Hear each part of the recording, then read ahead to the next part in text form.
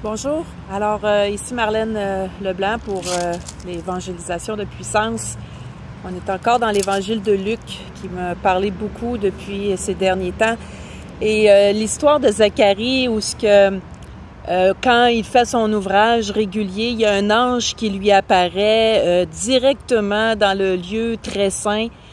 Et là, Zacharie doute de ce que l'ange lui annonce.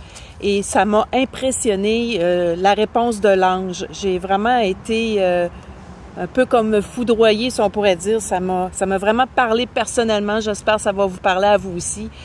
Donc, c'est dans l'Évangile de Luc, au chapitre 1, verset 19. Alors, juste avant, excusez, au verset 18, pour mettre dans le contexte, Zacharie il dit à l'ange, « À quoi vais-je reconnaître cela, car je suis vieux et ma femme est avancée en âge? » En fait, Zacharie, il doute, il voit un ange, imaginez, il voit un ange devant lui, puis c'est pas encore assez fort, il doute. Et puis l'ange, lui, il lui répondit, « Je suis Gabriel, je me tiens devant Dieu, j'ai été envoyé pour te parler. » Et là, ça m'a parlé parce que le mot « ange » veut dire « envoyé » quand on regarde la racine grecque. Et nous sommes des personnes que Dieu veut envoyer. Mais des fois, on a des problèmes d'identité. On a des problèmes de savoir qui que je suis vraiment. Mais ici, on voit que l'ange qui se tient devant Dieu reconnaît vraiment son identité. Et c'est ça qui m'a frappé parce qu'il dit « Je suis Gabriel ». Alors, c'est comme si je dirais « Je suis Marlène ». Je sais qui je suis.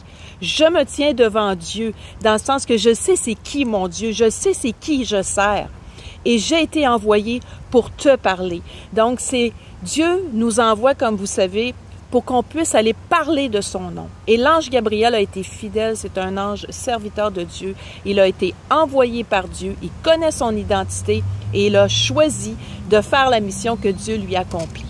Tandis que les anges de Satan, comme on sait, il y en a un tiers qui s'est rébellé contre Dieu, qui n'ont pas fait ce que Dieu a dit de faire. Donc, Seigneur, je prie pour l'Église. Je prie pour que l'Église reconnaisse d'abord son identité. Je prie que l'Église reconnaisse aussi qui elle sert, le grand Dieu, et je prie qu'elle puisse vraiment être envoyée. Alors, merci de vous joindre avec nous pour la prière. Merci pour ton intercession et merci aussi pour prier, bien sûr, pour les nations, pour le réveil. Soyez bénis!